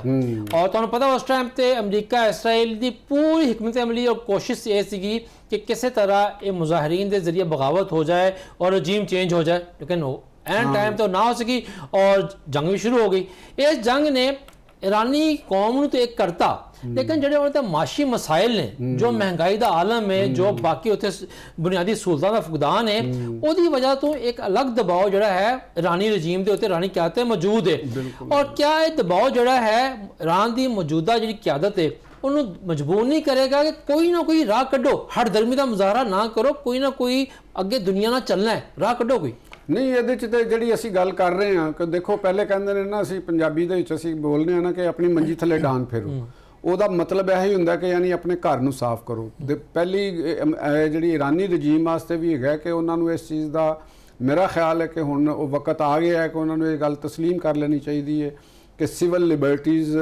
ਦੇਣੀਆਂ ਪੈਣਗੀਆਂ ਉਹਨਾਂ ਨੂੰ ਕਿ ਹਰ ਸੂਰਤ 'ਚ ਕੰਮ ਕਰਨਾ ਪਏਗਾ, ਦੂਸਰੇ ਮੁਖਾਲਫੀਨ ਦਾ ਵਜੂਦ ਬਰਕਰਾਰ ਬਰਦਾਸ਼ਤ ਕਰਨਾ ਪਏਗਾ ਔਰ ਜਿਹੜੇ ਇੱਕ ਇਕਤਰਫਾ ਕਿਸਮ ਦੇ ਤੁਹਾਡੇ ਰੂਲਸ ਉਹਨਾਂ ਨੂੰ ਤੁਸੀਂ ਆਪਣੇ ਅੰਦਰ ਲਚਕ ਪੈਦਾ ਕਰੋਗੇ ਤੇ ਸਿਸਟਮ ਸਰਵਾਈਵ ਕਰੋਗੇ। ਦੇਖੋ ਸਿਸਟਮ ਜਿਹੜਾ ਅਗਰ ਤੁਸੀਂ ਇੰਨਾ ਸਖਤ ਕਰੋਗੇ ਤੇ ਉਹ ਆਪਣੇ ਆਪ ਹੀ ਟੁੱਟ ਜਾਏਗਾ। ਉਹ ਅੰਦਰੋਂ ਉੱਥੇ ਇੱਕ ਦਫਾ ਨਹੀਂ ਮੁਜ਼ਾਹਰੇ ਹੋਏ, ਈਰਾਨ 'ਚ ਕਈ ਦਫਾ ਮੁਜ਼ਾਹਰੇ ਹੋ ਚੁੱਕੇ ਨੇ ਤੇ ਉਹ ਦੁਬਾਰਾ ਵੀ ਇਹੋ ਜਿਹੇ ਦਬਾਅ ਦੇ ਵਿੱਚੋਂ ਦੁਬਾਰਾ ਵੀ ਸਿਚੁਏਸ਼ਨ ਲਿਖੇ ਤੇ ਫਿਰ ਤੁਸੀਂ ਕਿਆ ਖਿਆਲ ਹੈ ਕਿ ਦੁਬਾਰਾ ਉਹਨਾਂ ਨੂੰ ਕੁਵਤ ਦੇ ਨਾਲ ਖਤਮ ਕਰਨ ਦੀ ਕੋਸ਼ਿਸ਼ ਕਰੋਗੇ ਜਿਹੜਾ ਕਿ ਬਹੁਤ ਮੁਸ਼ਕਲ ਹੋਏਗਾ। ਐਨਜੀ ਅਮਰੀਕਨਸ ਦਾ ਵੀ ਇਹ ਕੰਮ ਹੈ ਜਿਵੇਂ ਅਸੀਂ ਇਸਰਾਈਲ ਦਾ ਵੀ ਕੀਤਾ ਕਿ ਟਰੰਪ ਇੰਤਜ਼ਾਮੀਆ ਨੂੰ ਵੀ ਇਹ ਚੀਜ਼ ਨੂੰ ਸਮਝ ਲੈਣਾ ਚਾਹੀਦਾ ਹੈ ਕਿ ਹਰ ਮਾਮਲੇ ਦਾ ਹੱਲ ਉਹ ਬੰਬ ਨਹੀਂ ਹੈਗੇ ਔਰ ਇਹ ਚੀਜ਼ਾਂ ਨਹੀਂ ਹੈਗੀਆਂ। ਤੁਸੀਂ ਸਿਰਫ ਅਮਰੀਕਨਾਂ ਦੇ ਫਾਇਦੇ ਵਾਸਤੇ ਪੂਰੀ ਦੁਨੀਆ ਨੂੰ ਤਬਾਹ ਨਹੀਂ ਕਰ ਸਕਦੇ, ਕਿਉਂਕਿ ਤੁਹਾਡੇ ਨਾਲ ਦੁਨੀਆ ਖੜੀ ਨਹੀਂ ਹੋਏਗੀ। ਨਾ ਤੁਹਾਡੇ ਨਾਲ ਯੂਰਪ ਖੜਾ ਹੋਇਆ, ਨਾ ਨੈਟੋ ਖੜਾ ਹੋਇਆ, ਨਾ ਤੁਹਾਡੇ ਨਾਲ ਚੀਨ ਖੜਾ ਸੀ, ਨਾ ਤੁਹਾਡੇ ਨਾਲ ਸਾਊਦੀ ਅਰੇਬੀਆ ਖੜਾ ਸੀ, ਕੋਈ ਮੁਲਕ ਤੁਹਾਡੇ ਨਾਲ ਨਹੀਂ ਖੜਾ। ਇਹ ਬਹੁਤ ਵੱਡਾ ਸਬਕ ਹੈ ਅਮਰੀਕਨ ਜਿਹੜੀ ਪਾਲਿਸੀ ਮੇਕਰਸ ਨੇ ਉਹਨਾਂ ਵਾਸਤੇ, ਕਿ ਅਗਰ ਫਰਜ਼ ਕਰੋ ਕਿ ਅਗਰ ਅਮਰੀਕਾ ਇੱਕ ਐਡੀ ਵੱਡੀ ਕੂਵਤ ਨਾ ਹੁੰਦਾ, ਐਡੇ ਵਸਾਇਲ ਨਾ ਹੁੰਦਾ, ਤੇ ਕਿਆ ਹੋਇਆ ਜੰਗ ਲੜਨ ਦੇ ਕਾਬਲ ਹੋ ਸਕਦਾ ਸੀ। ਔਰ ਮੁਮਕਿਨ ਹੈਗਾ ਕਿ ਤੁਸੀਂ ਇਹ ਬਹੁਤ ਵੱਡੀ ਅਮਰੀਕਨ ਆਵਾਮ ਵਾਸਤੇ ਬਹੁਤ ਮੁਸ਼ਕਲਾਤ ਪੈਦਾ ਕਰ ਦਿੰਦੇ। ਸੋ ਸਾਹਿਬ ਜਿਸ ਤਰ੍ਹਾਂ ਦੇਖਿਆ, ਜਿਸ ਤਰ੍ਹਾਂ ਇਸਰਾਈਲ ਚ ਹੋਏ ਨੇ, ਇਸਰਾਈਲ ਤੋਂ 10 ਗੁਣਾ ਜ਼ਿਆਦਾ ਵੱਡੇ ਮੁਜ਼ਾਹਰੇ ਜੰਗ ਦੇ ਖਿਲਾਫ, ਟਰੰਪ ਦੇ ਖਿਲਾਫ ਅਮਰੀਕਾ ਦੇ ਵਿੱਚ ਹੋਏ ਨੇ। ਤੇ ਉਹਦੇ ਨਾਲ ਜਿਹੜੀ ਮੈਨੂੰ ਜਿਹੜੀ ਹੈ ਨਾ ਇਸ ਜੰਗ ਦਾ ਰਿਜ਼ਲਟ ਕੁਝ ਵੀ ਹੋਵੇ, ਤੇ ਮੈਨੂੰ ਟਰੰਪ ਦੇ ਵਾਸਤੇ ਸਿਆਸੀ ਮੁਸ਼ਕਲਾਤ ਮੈਨੂੰ ਨਜ਼ਰ ਆ ਰਹੀਆਂ ਨੇ, ਚਾਹੇ ਉਹ ਇੰਪੀਚਮੈਂਟ ਹੋਵੇ ਜਾਂ ਮਿਡ ਟਰਮ ਇਲੈਕਸ਼ਨ ਹੋਵੇ ਵੀ ਹੋਵੇ, ਕਿਉਂਕਿ ਉਹ ਕਨਵਿਕਟਡ ਤੇ ਪਹਿਲੇ ਹੀ ਨੇ। ਉਹਨਾਂ ਦੀ ਸਜ਼ਾ ਪੋਸਟਪੋਨ ਹੈਗੀ ਹੈ, ਉਹ ਸਜ਼ਾ ਖਤਮ ਨਹੀਂ ਹੋਈ। ਅਮਰੀਕਾ ਦੇ ਵਾਹਦ ਪ੍ਰੈਜ਼ੀਡੈਂਟ ਨੇ ਜਿਹੜੇ ਕਾਨੂੰਨ ਦੀਆਂ ਨਜ਼ਰਾਂ ਦੇ ਵਿੱਚ ਉਹ ਸਜ਼ਾ ਯਾਫਤਾ ਨੇ, ਤੇ ਉਹਨਾਂ ਦੇ ਵਾਸਤੇ ਅਗਰ ਉਹ ਇਹ ਸਮਝਦੇ ਸਨ ਕਿ ਮੈਂ ਸ਼ਾਇਦ ਈਰਾਨ ਨੂੰ ਦੇ ਉੱਤੇ ਆਪਣੀ ਫਤਹ ਕਰਕੇ ਤੇ ਇੱਕ ਲਾਰਜਰ ਦੈਨ ਸਟੇਟ ਇਮੇਜ ਬਣਾ ਲਵਾਂ, ਤੇ ਜਿਹੜੀ ਐਪਸਟੀਨ ਫਾਈਲ ਦੇ ਮਾਮਲਾਤ ਨੇ ਜਾਂ ਪਿੱਛੇ ਚਲੇ ਜਾਣਗੇ, ਤੇ ਇਹ ਮੈਨੂੰ ਪੋਸੀਬਲ ਹੁੰਦਿਆਂ ਨਜ਼ਰ ਨਹੀਂ ਆਉਂਦੇ, ਕਿਉਂਕਿ ਜਿਹੜਾ ਅਮਰੀਕਨ ਸਿਸਟਮ ਹੈਗਾ ਉਹਦੇ ਅੰਦਰੋਂ ਬਚ ਕੇ ਨਿਕਲਣਾ ਤਕਰੀਬਨ ਨਾਮੁਮਕਿਨ ਜੀ ਮੈਨੂੰ ਲੱਗਦਾ ਹੈ। ਸੋਈ ਸਾਹਿਬ ਤੁਸੀਂ ਜ਼ਿਕਰ ਕੀਤਾ ਐਪਸਟੀਨ ਫਾਈਲ ਦਾ, ਉਹਨਾਂ ਦੀ ਆਪਣੀ ਬੁੱਢੀ ਜਿਹੜੀ ਹੈ ਉਹਨੇ ਕੱਲ ਦੇਖੋ ਕੀ ਬਿਆਨ ਦਿੱਤਾ ਹੈ, ਔਰ ਉਹਦਾ ਬਿਆਨ ਜਿਹੜਾ ਹੈ ਉਹ ਮੈਲਾਨੀਆ ਦਾ, ਉਹ ਦੇਖੋ ਟਰੰਪ ਵਾਸਤੇ ਬੜਾ ਖੌਫਨਾਕ ਹੈ। ਤੁਸੀਂ ਦੇਖੋ ਨਾ ਜੀ, ਇਹ ਇੱਕ ਜਿਹੜੀ ਸਿਵਲ ਸੁਸਾਇਟੀ ਹੈ, ਖਾਸ ਤੌਰ ਤੇ ਇਕੱਲੀ ਮੈਂ ਇਹ ਨਹੀਂ ਕਹਿੰਦਾ ਕਿ ਵੀ ਯੂਰਪ ਦੀ ਹੈ, ਅਸੀਂ ਪਾਕਿਸਤਾਨ 'ਚ ਵੀ ਦੇਖ ਲਓ। ਅਸੀਂ ਪਾਕਿਸਤਾਨ ਦੇ ਅੰਦਰ ਵੀ ਜਿਹੜੀ ਸਾਡੀ ਇੱਕ ਅਪਰੋਚ ਹੈ, ਸੋਚ ਹੈ, ਅਸੀਂ ਕਿਆ ਇਹੋ ਜਿਹੇ ਲੋਕਾਂ ਨੂੰ ਅਸੀਂ ਕੋਈ ਰਿਆਇਤ ਦੇਣ ਵਾਸਤੇ ਤਿਆਰ ਹੋ ਸਕਾਂਗੇ ਕਿ ਜਿਨ੍ਹਾਂ ਦੇ ਬਾਰੇ ਸਾਨੂੰ ਇਹ ਪਤਾ ਚੱਲੇ ਕਿ ਮਾਈਨਰਸ ਦੇ ਨਾਲ ਮੁxtਲਿਫ ਕਿਸਮ ਦੀ ਇੱਕ ਗਲਤ ਐਕਟੀਵਿਟੀ ਦੇ ਵਿੱਚ ਮੁਨਸਰ ਨੇ, ਬੱਚੀਆਂ ਨਾਲ, ਛੋਟੀਆਂ ਕਮ ਉਮਰ ਬੱਚੀਆਂ ਨਾਲ, ਨਾਬਾਲਗ ਬੱਚੀਆਂ ਦੇ ਨਾਲ ਤੁਸੀਂ ਅਗਰ ਕੋਈ ਇਹੋ ਜਿਹੇ ਮਾਮਲਾਤ ਹੁੰਦੇ ਨੇ, ਤੇ ਕਿਆ ਸਾਡੀ ਜਿਹੜਾ ਅਸੀਂ ਯੂਰਪੀਅਨ ਤੇ ਬਹੁਤ ਆਜ਼ਾਦ ਨੇ, ਕਿਆ ਅਸੀਂ ਇਹਨਾਂ ਚੀਜ਼ਾਂ ਨੂੰ ਉਹੋ ਜਿਹੀਆਂ ਸ਼ਖਸੀਅਤ ਆਪਣੇ ਕਾਇਦ ਬਰਦਾਸ਼ਤ ਕਰ ਲਾਂਗੇ? ਪੰਜਾਬ 'ਚ ਹੁੰਦਾ ਤਾਂ ਹੁਣ ਤੇ ਸੀਸੀਟੀ ਨੇ ਜਿਹੜਾ ਨਾ ਸਾਥੀ ਲੈ ਨਾ ਸਾਥੀ ਬਿਲਕੁਲ ਲੈ ਸਾਥੀਆਂ ਦੀ ਗੋਲੀ ਸੇ ਮਰ ਗਿਆ ਨਾ, ਉਹ ਕੰਮ ਹੋ ਜਾਣਾ ਸੀਗਾ। ਇਹ ਤੇ ਨੇਫੇ 'ਚ ਪਿਸਤੌਲ ਚੱਲਣ ਵਾਲਾ ਵੀ ਕੇਸ ਨਹੀਂ ਹੈਗਾ, ਇਹ ਤੇ ਉਹਦੇ ਤੋਂ ਵੀ ਸੰਗੀਨ ਜੁਰਮ ਨੇ। ਔਰ ਈਵਨ ਤੁਸੀਂ ਬਰਤਾਨੀਆ 'ਚ ਦੇਖੋ ਕਿ ਉਹਨਾਂ ਦੇ ਜਿਹੜੇ ਪ੍ਰਿੰਸ ਐਂਡਰਿਊ ਨੇ ਉਹ ਸ਼ਾਹੀ ਅਲਕਾਬਾਦ ਤੋਂ ਖਤਾਬਾਦ ਤੋਂ ਮਹਿਰੂਮ ਹੋ ਚੁੱਕੇ ਨੇ, ਤੇ ਉਹ ਹਾਲਾਂਕਿ ਇਲਜ਼ਾਮਾਤ ਹੀ ਨੇ ਉਹਨਾਂ ਦੇ ਉੱਤੇ। ਤੇ ਅਗਰ ਇਹ ਚੀਜ਼ਾਂ ਸਾਬਤ ਹੁੰਦੀਆਂ ਨੇ ਔਰ ਅਗਰ ਉਹ ਮੌਜੂਦ ਹੈਗੇ ਨੇ, ਤੇ ਇਹ ਵੀ ਯਾਦ ਰੱਖਣਾ ਕਿ ਅਮਰੀਕਨ ਸਿਸਟਮ ਦੇ ਵਿੱਚੋਂ ਪ੍ਰੂਫ ਨੂੰ ਮਿਟਾਇਆ ਨਹੀਂ ਜਾ ਸਕਦਾ। ਇਹ ਥਰਡ ਵਰਲਡ ਦੇ ਮੁਲਕਾਂ 'ਚ ਤੇ ਪ੍ਰੂਫ ਨੂੰ ਮਿਟਾਇਆ ਜਾ ਸਕਦਾ, ਲੇਕਿਨ ਉੱਥੇ ਤੁਸੀਂ ਆਪਣੇ ਪ੍ਰੂਫ ਜਿੰਨੇ ਮਰਜ਼ੀ ਤਾਕਤਵਰ ਉਹ ਨਹੀਂ ਮਿਟਾ ਸਕਦੇ। ਸਾਹਿਬ ईरान ਤੇ ਖਲੀਜੀ ਮਮਾਲਿਕ ਦੇ ਤਲਕਾਤ ਤੇ ਕਈ ਵਰਿਆਂ ਤੋਂ ਨਸ਼ੇਬ ਅਫਰਾਦ ਦਾ ਸ਼ਿਕਾਰ ਨੇ, ਖਾਸ ਤੌਰ ਸਾਊਦੀ ਅਰਬ ਦੇ ਨਾਲ। ਲੇਕਿਨ ਇਸ ਹਾਲੀਆ ਜੰਗ ਦੇ ਵਿੱਚ ਜਿਸ ਤਰ੍ਹਾਂ ਈਰਾਨ ਨੇ ਇਹ ਜਵਾਬ ਬਣਾ ਕਰ ਕਿ ਅਸੀਂ ਤੇ ਜੀ ਅਮਰੀਕੀ ਅੱਡਿਆਂ ਦੇ ਉੱਤੇ ਹਮਲਾ ਕਰ ਰਹੇ ਹਾਂ, ਜਵਾਬ ਦੇ ਰਹੇ ਹਾਂ, ਜਿਸ ਤਰ੍ਹਾਂ ਉਹਨਾਂ ਨੇ ਸਾਊਦੀ ਅਰਬ ਤੇ UAE ਤੇ ਬਾਕੀ ਮਮਾਲਿਕ ਤੇ ਜਿਹੜਾ ਹੈ ਹਮਲਾ ਕੀਤਾ, ਉਹਦਾ ਨੁਕਸਾਨ ਹੋਇਆ। ਇਹ ਤੇ ਹੁਣ ਉਹ ਤਰੇੜ ਤੇ ਆ ਗਈ ਹੋਈ, ਵੱਧ ਗਈ ਹੋਈ ਹੈ। ਹੁਣ ਇਹ ਜੰਗਬੰਦੀ ਤੋਂ ਬਾਅਦ ਹੁਣ ਕਿਆ ਇਹ ਦੁਬਾਰਾ ਆਪਸ 'ਚ ਤਲਕਾਤ ਦੀ ਬਿਹਤਰੀ ਜਿਹੜੀ ਹੈ ਕਿੰਨੀ ਛੇਤੀ ਮੁਮਕਿਨ ਹੈ, ਖਾਸ ਤੌਰ ਤੇ UAE, ਕਿਉਂਕਿ ਸਭ ਤੋਂ ਜ਼ਿਆਦਾ ਗੁੱਸਾ ਕਹਿ ਲਓ ਜਾਂ ਨਾਰਾਜ਼ਗੀ ਕਹਿ ਲਓ ਉਹ UAE ਨੂੰ ਹੈ। ਦੇਖੋ ਇਹਦੇ 'ਚ ਗੱਲ ਹੈਗੀ ਕਿ ਕਿਸੇ ਵੀ ਸਟੇਟ ਦੇ ਇਕਤਦਾਰ ਆਲਾ ਦੀ ਖਿਲਾਫ ਵਰਜ਼ੀ ਕਰਨਾ, ਜਦਕਿ ਉਹ ਤੁਹਾਡੇ ਨਾਲ ਬਰਾਹ ਰਾਸਤ ਐਲਾਨੀਆ ਜੰਗ ਦੇ ਵਿੱਚ ਅੰਗੇਜ ਨਾ ਹੋਵੇ, ਇਹ ਇੱਕ ਬਹੁਤ ਹੀ ਗਲਤ, ਬਲਕਿ ਇੰਟਰਨੈਸ਼ਨਲ ਕ੍ਰਾਈਮ ਦੇ ਜ਼ਮਰੇ 'ਚ ਆਉਂਦਾ ਜਾਂ ਐਲਾਨੇ ਜੰਗ ਦੇ ਜ਼ਮਰੇ 'ਚ ਆਉਂਦਾ। ਤੁਸੀਂ ਉਹਨਾਂ ਦੇ ਖਿਲਾਫ ਕੀਤਾ, ਭਾਵੇਂ ਉੱਥੇ ਸਾਊਦੀ ਅਰਬ ਭਾਵੇਂ ਅੱਡੇ ਹੈ ਨੇ ਜਾਂ ਨਹੀਂ ਹੈ, ਇਹ ਇੱਕ ਸਵਾਲ, ਇਸ ਜਵਾਜ਼ ਦੇ ਉੱਤੇ ਤੁਸੀਂ ਉਹਨਾਂ ਦੇ ਉੱਤੇ ਅਟੈਕ ਨਹੀਂ ਕਰ ਸਕਦੇ। ਜਿਹੜਾ ਸਾਊਦੀ ਅਰਬ ਦੀ ਉਹ ਪੈਟਰੋਕੈਮੀਕਲ ਦੇ ਉੱਤੇ ਅਟੈਕ ਕੀਤਾ ਗਿਆ ਪਾਕਿਸਤਾਨ ਇਨਕਲਾਬ ਵੱਲੋਂ, ਉੱਥੇ ਤਾਂ ਕੋਈ ਅਮਰੀਕੀ ਅੱਡਾ ਨਹੀਂ ਸੀਗਾ। ਤੇ ਹੁਣ ਈਰਾਨ ਦੀ ਜਿਹੜੀ ਐਸਟੈਬਲਿਸ਼ਮੈਂਟ ਹੈਗੀ ਹੈ, ਉਹਨਾਂ ਨੂੰ ਆਪਣੇ ਜਿਹੜੇ ਦੇਖੋ, ਇਹ ਇੱਕ ਅਗਰ ਤੁਸੀਂ ਅਕਾਇਦ ਦੀ ਬੁਨਿਆਦ ਉੱਤੇ ਸਟੇਟ ਪਾਲਿਸੀਆਂ ਤਸ਼ਕੀਲ ਦਿਓਗੇ, ਅਕਾਇਦ ਦੀ ਬੁਨਿਆਦ ਉੱਤੇ ਤੁਸੀਂ ਆਪਣੀਆਂ ਖਾਰਜਾ ਪਾਲਿਸੀਆਂ ਬਣਾਓਗੇ, ਤੁਸੀਂ ਦਾਖਲਾ ਪਾਲਿਸੀਆਂ ਬਣਾਓਗੇ, ਤੇ ਫਿਰ ਤੇ ਤੁਹਾਡੀ ਕਿਸੇ ਨਾਲ ਵੀ ਨਹੀਂ ਬਣੇਗੀ, ਤੁਸੀਂ ਸਭ ਦੇ ਨਾਲ ਲੜੋਗੇ। ਤੇ ਇਹ ਜਿਹੜੀ ਮਾਡਰਨ ਦੁਨੀਆ ਹੈ, ਜਿਹੜੀ ਅੱਜ ਦੀ ਅਸੀਂ ਦੁਨੀਆ ਦੇ ਵਿੱਚ ਜ਼ਿੰਦਗੀ ਗੁਜ਼ਾਰ ਰਹੇ ਹਾਂ, ਇਹਦੇ ਵਿੱਚ ਹਰ ਬਲਕਿ ਇੱਕ ਰਿਲੀਜਨ ਦੇ ਅੰਦਰ ਕਈ ਸੈਕਟ ਨੇ, ਉਹਨਾਂ ਨੇ ਵੀ ਤੁਹਾਡੇ ਨਾਲ ਹੀ ਜ਼ਿੰਦਗੀ ਗੁਜ਼ਾਰਨੀ ਹੈ। ਮੁxtਲਿਫ ਕੌਮਾਂ ਨੇ ਇੱਕ ਸਟੇਟ ਦੇ ਅੰਦਰ, ਮੁxtਲਿਫ ਮਜ਼ਾਹਬ ਨੇ ਇੱਕ ਸਟੇਟ ਦੇ ਅੰਦਰ, ਤੁਸੀਂ ਇਹ ਨਹੀਂ ਕਹਿ ਸਕਦੇ ਕਿ ਉਹ ਸਾਡੇ ਅੰਡਰ ਜ਼ਿੰਦਗੀ ਗੁਜ਼ਾਰਨ। ਕਿੰਨੇ ਫਿਰਕੇ ਨੇ, ਬਿਲਕੁਲ ਸਾਰੇ ਨੇ, ਆਪਣੀ ਆਪਣੀ ਆਜ਼ਾਦੀ, ਆਪਣੀ ਸੋਚ ਹੈ, ਔਰ ਸਭ ਨੂੰ ਆਜ਼ਾਦੀ ਹਾਸਲ ਹੈ, ਸਭ ਨੂੰ ਆਪਣੀ ਉਹਦੇ ਅਕਾਇਦ ਦੀ ਆਜ਼ਾਦੀ ਹਾਸਲ ਹੈ। ਤੇ ਹੁਣ ਵਕਤ ਇਹ ਆ ਗਿਆ ਹੈ ਕਿ ਜਿਹੜੀ ਸੈਕਰੀਲੀਜੀਅਸ ਵਾਰਸ ਜਿਹੜੀਆਂ ਨੇ ਉਹਨਾਂ ਦਾ ਖਾਤਮਾ ਕਰਨਾ ਚਾਹੀਦਾ ਹੈ ਔਰ ਆਪਣੇ ਜਿਹੜੇ ਇਰਾਕ ਹੋਵੇ ਪੂਰਾ ਅਰਬ ਦੁਨੀਆ ਹੋਣ ਜਾਂ ਈਰਾਨ ਹੋਵੇ ਜਿਹਨੂੰ ਅਰਬੋ ਅਜਮ ਅਸੀਂ ਕਹਿੰਦੇ ਹਾਂ, ਤੁਸੀਂ ਕਲਚਰਲੀ ਇੱਕ ਦੂਸਰੇ ਨਾਲ ਮੁਖਤਲਿਫ ਹੋ, ਮੁਖਤਲਿਫ ਰਵੋ, ਕੋਈ ਗੱਲ ਨਹੀਂ। ਤੁਸੀਂ ਤੁਹਾਡੇ ਦੋਸਤੀਆਂ ਤੁਹਾਡੀਆਂ ਅਲੱਗ-ਅਲੱਗ ਨੇ, ਕੋਈ ਗੱਲ ਨਹੀਂ ਹੈਗੀ, ਲੇਕਿਨ ਅੱਜ ਦਾ ਵਕਤ ਇਹ ਆ ਗਿਆ ਕਿ ਤੁਸੀਂ ਆਪਣੇ ਨਜ਼ਰੀਆਤ ਦੀ ਬੁਨਿਆਦ ਤੇ, ਆਪਣੀ ਕੌਮ ਦੀ ਬੁਨਿਆਦ ਉੱਤੇ, ਆਪਣੀ ਨਸਲ ਦੀ ਬੁਨਿਆਦ ਉੱਤੇ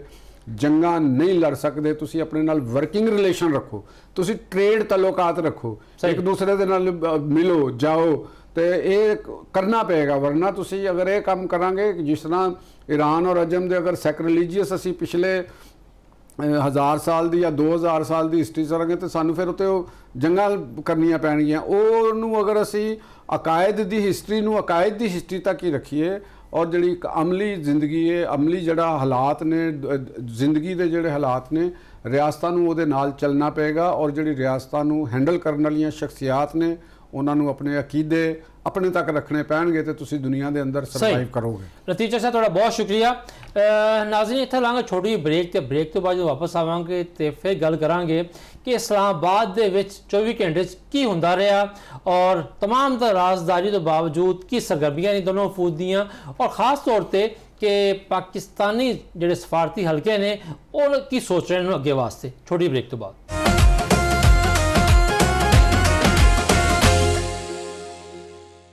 ब्रेक तो बाद वापस वेलकम करते हैं।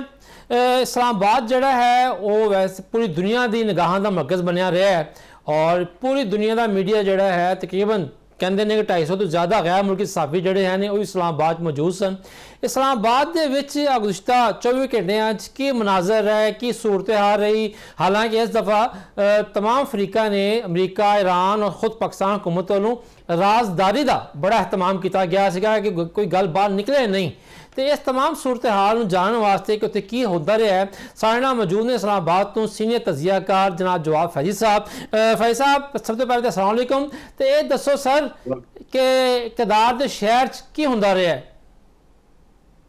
देखो जिवें तुसीं आप ही कहा ना कि बड़ा राजदारी रखी गई, उहदी वजह भी सी एक रिजवानिया कि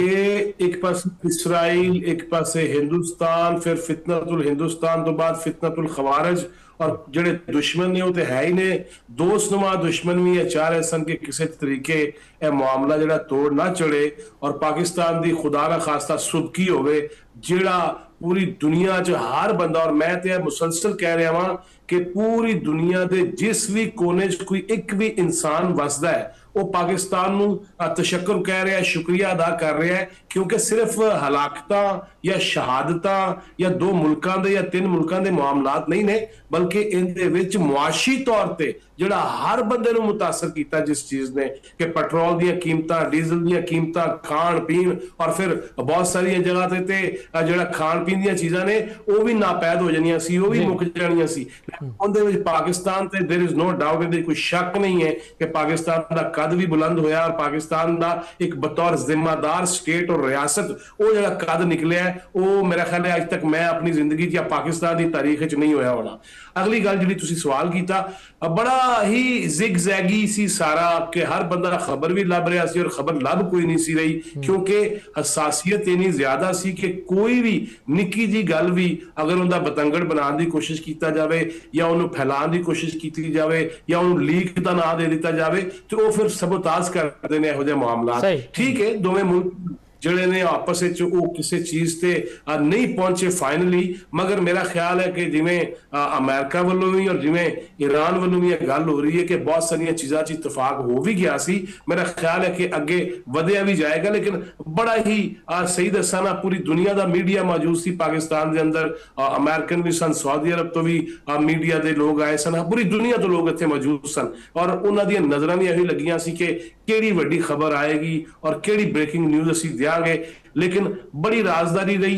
ਜਿਹੜੀ ਗੱਲ ਜਿਹੜੀ ਵੈਸ ਨੇ ਕੀਤੀ ਉਹ ਨਹੀਂ ਕੀਤੀ, ਜਿਹੜੀ ਗੱਲ ਇਸਾਕ ਡਾਰ ਹੋਰਾਂ ਕੀਤੀ ਉਹਨਾਂ ਨਹੀਂ ਕੀਤੀ, ਉਹਨਾਂ ਦੇ ਬਿਹਾਫ ਤੇ ਜਾਂ ਜ਼ਰਾਏ ਦੇ ਨਾਂ ਤੋਂ ਐਤਕੀ ਮੈਂ ਨਹੀਂ ਦੇਖਿਆ ਕਿ ਕੋਈ ਖਬਰਾਂ ਚੱਲ ਰਹੀਆਂ ਹੋਣ ਔਰ ਫਿਰ ਸਾਰਾ ਕੁਝ ਸਾਹਮਣੇ ਆ ਗਿਆ। ਅਮਰੀਕੀ ਨਾਇਬ ਸਦਰ ਨੇ ਵੀ ਜੋ ਕਿਹਾ ਆਪਣੇ ਮੂੰਹੋਂ ਕਿਹਾ, ਸਾਡੇ ਡਿਪਟੀ ਪ੍ਰਾਈਮ ਮਿਨਿਸਟਰ ਨੇ ਵੀ ਜੋ ਕਿਹਾ ਆਪਣੇ ਮੂੰਹੋਂ ਕਿਹਾ ਔਰ ਪੂਰੀ ਦੁਨੀਆ ਦੇ ਸਾਹਮਣੇ ਕਿਹਾ। ਹਾਂ ਇਸ ਸਵਾਲ ਦੇ ਜਵਾਬ ਨਾਲ ਇੱਕ ਹੋਰ ਮੈਂ ਚੀਜ਼ ਕਿ ਅੱਗੇ ਮੈਨੂੰ ਹਾਲਾਤ ਜਿਹੜੇ ਨੇ ਉਹ ਇਸ ਤਰ੍ਹਾਂ ਦੇ ਵੀ ਨਜ਼ਰ ਆ ਰਹੇ ਨੇ। ਮੈਂ ਦੇਖ ਰਿਹਾ ਸਾਂ ਜਿਹੜੇ ਤੁਰਕੀਏ ਦੇ ਸਦਰ ਨੇ ਰਜਬ ਤੈਯਬ ਅਰਦੋਗਾਨ ਸਾਹਿਬ, ਉਹਨਾਂ ਵੱਲੋਂ ਬੜੀ ਹੈਵੀ ਸਟੇਟਮੈਂਟ ਆਈ ਹੈ ਬੜੀ ਵੱਡੀ ਕਿ ਇਸਰਾਇਲ ਦੇ ਵਿੱਚ ਫਿਰ ਅਸੀਂ ਵੀ ਵੜਾਂਗੇ ਜਿਵੇਂ ਅਸੀਂ ਪਹਿਲੇ ਲੈਬਨਾਨ ਔਰ ਦੀਗਰ ਇਲਾਕਿਆਂ 'ਚ ਬੜੇ ਸਾਂ। ਲਿਹਾਜ਼ਾ ਮੈਨੂੰ ਅੱਗੇ ਨਕਸ਼ਾ ਜਿਹੜਾ ਹੈ ਨਾ ਉਸ ਈਰਾਨ ਔਰ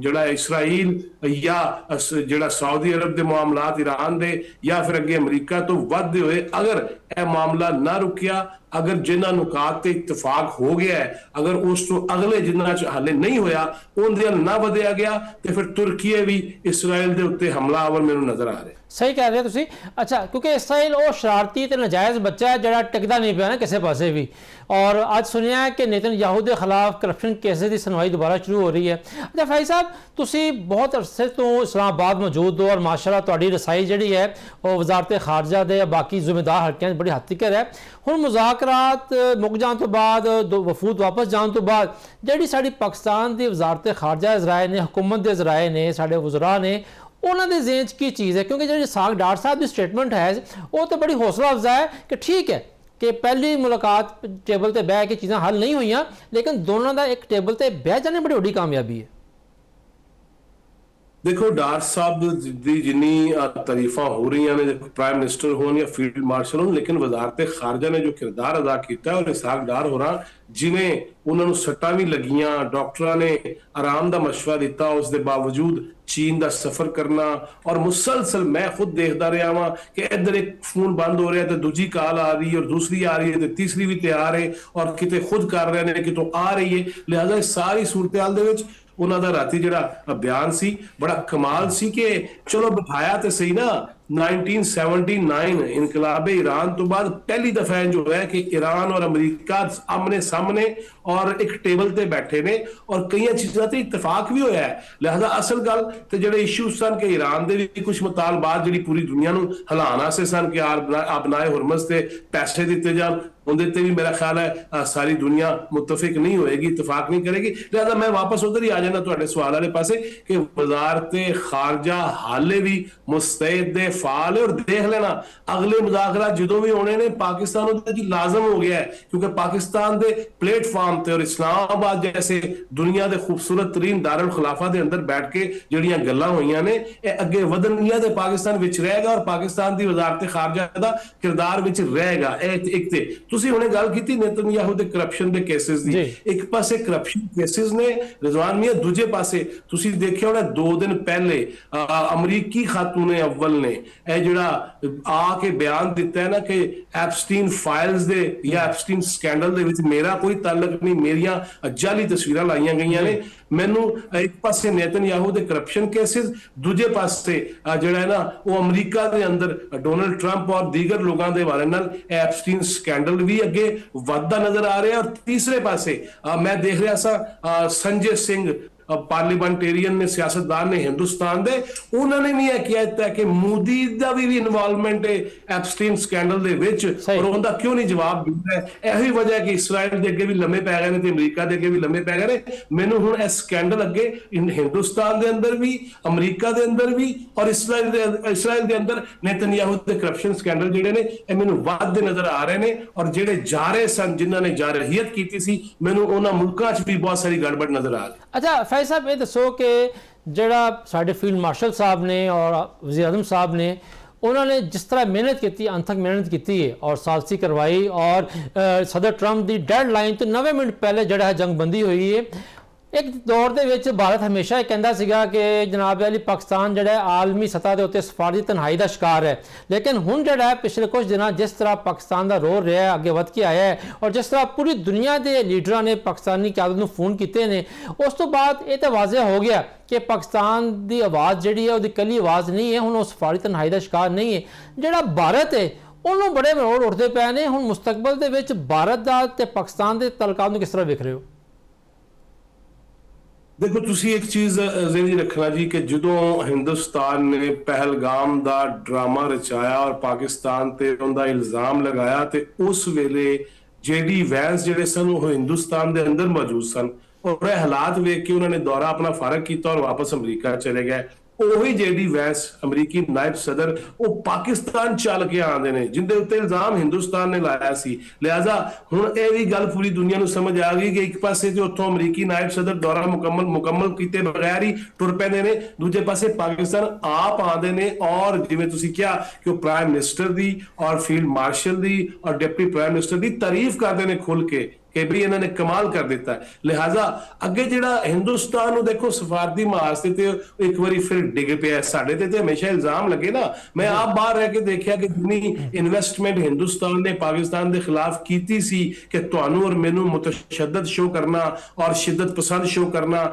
ਦਹਿਸ਼ਤਗਰਦ ਸ਼ੋ ਕਰਨਾ, ਉਹ ਸਾਰੀਆਂ ਚੀਜ਼ਾਂ ਉਹਦੇ ਮੂੰਹ ਤੇ ਵੱਜ ਗਈਆਂ ਨੇ ਉਲਟੀਆਂ ਕਿ ਬਈ ਤੁਸੀਂ ਦਹਿਸ਼ਤਗਰਦ ਹੋ, ਤੁਸੀਂ ਝੂਠ ਬੋਲਦੇ ਹੋ, ਤੁਸੀਂ ਪਹਿਲਗਾਮ ਦਾ ਡਰਾਮਾ ਕਰਦੇ ਹੋ ਔਰ ਤੁਸੀਂ ਫਿਰ ਪਾਕਿਸਤਾਨ ਤੇ ਹਮਲਾਵਰ ਹੁੰਦੇ ਹੋ ਔਰ ਉਸ ਤੋਂ ਬਾਅਦ ਫਿਰ ਜਿਵੇਂ ਡਿੱਗਦੇ ਹੋ ਔਰ ਜਿਵੇਂ ਤੁਹਾਡੇ ਤਿਆਰੇ ਡਿੱਗਦੇ ਨੇ। ਲਿਹਾਜ਼ਾ ਉਹ ਵੀ ਚੀਜ਼ਾਂ ਪੂਰੀ ਦੁਨੀਆ ਦੇ ਸਾਹਮਣੇ ਆ ਗਈਆਂ। ਔਰ ਇੱਕ ਹੋਰ ਖੁਸ਼ੀ ਦੀ ਗੱਲ ਹੈ ਕਿ ਉਹ ਡੋਨਲਡ ਟਰੰਪ ਜਿਹੜੇ ਕਹਿੰਦੇ ਸੀ ਮੈਂ ਦੁਨੀਆ 'ਚ ਬੜੀਆਂ ਜੰਗਾਂ ਰੁਕਵਾਈਆਂ ਨੇ, ਅੱਜ ਪਾਕਿਸਤਾਨ ਇਹ ਕਹਿ ਰਿਹਾ ਹੈ ਕਿ ਡੋਨਲਡ ਟਰੰਪ ਦੇ ਮੁਲਕ ਦੀ ਜੰਗ ਵੀ ਅਸੀਂ ਰੁਕਵਾਈਏ। ਲਿਹਾਜ਼ਾ ਹਿੰਦੁਸਤਾਨ ਕਿਤੇ ਪਿੱਛੇ ਰਹਿ ਗਿਆ, ਉਹਨੂੰ ਬੜਾ ਅਰਸਾ ਲੱਗਣਾ। ਜਿਵੇਂ ਮੈਂ ਪਹਿਲੇ ਕਿਹਾ ਨਾ ਕਿ ਹਿੰਦੁਸਤਾਨ ਦੀ ਜਿਹੜੀ ਨਾਕਸ ਪਲੈਨਿੰਗ ਸੀ ਅੰਦਰੂਨੀ ਤੌਰ ਤੇ ਕਿ ਐਲਪੀਜੀ ਸਿਲੰਡਰ 900 ਤੋਂ 5000 ਤੋਂ ਉੱਤੇ ਹੋ ਗਿਆ ਹੈ, ਲਾਈਨਾਂ ਲੱਗ ਗਈਆਂ ਨੇ, ਲੋਕ ਬਾਹਰ ਸੜਕਾਂ ਤੇ ਆ ਗਏ ਨੇ ਔਰ ਉਹਦੇ ਨਾਲ ਨਾਲ ਅਗਲੀ ਸਿਆਸਤ ਜਿਹੜੀ ਹੈ ਜਿਵੇਂ ਮੈਂ ਪਹਿਲੇ ਕਿਹਾ ਕਿ ਐਪਸਟੀਨ ਫਾਈਲਸ ਤੋਂ ਲੈ ਕੇ ਖੁਦ ਹਿੰਦੁਸਤਾਨੀ ਵਜ਼ੀਰ ਆਜ਼ਮ ਨਰਿੰਦਰ ਮੋਦੀ ਉਹਦੇ ਹਰਕਤ ਔਰ ਫਿਰ ਪਾਕਿਸਤਾਨ ਤੇ ਮੁਸਲਸਲ ਇਲਜ਼ਾਮ ਲਾਈ ਜਾਣਾ ਔਰ ਆਪਣੇ ਮੀਡੀਆ ਨੂੰ ਚੁੱਕੀ ਜਾਣਾ ਕਿ ਚੁੱਕ ਕੇ ਰੱਖੋ ਗੋਦੀ ਮੀਡੀਆ ਨੂੰ ਕਿ ਪਾਕਿਸਤਾਨ ਦੇ ਖਿਲਾਫ ਗਲਤ ਕਰੀ ਜਾਓ।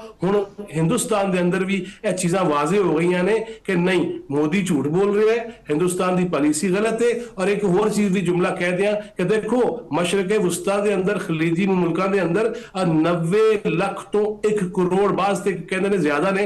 हिंदुस्तानी काम करता है और जिस दिन दा पाकिस्तान ने जंगबंदी कराई है उस दिन तो वो जो हिंदू उत्थे बैठा है या हिंदुस्तानी बैठा है ना खलीजी मुल्कों के अंदर वो भी सानू भगवान कह रहे हैं और राम राम कर रहे हैं और शुक्रिया कह रहे हैं। सही। अच्छा फैज साहब, इस मौके के उत्ते अगर जिक्र करिए कि साड़ी जो सियासी जमात ने उन्होंने बड़ी जिम्मेदारी का सबूत दिता है और खास तौर पर तहरीक इंसाफ का जिस तरह उन्होंने खामोशी इख्तियार की, अपना जलसा मुलतवी किया,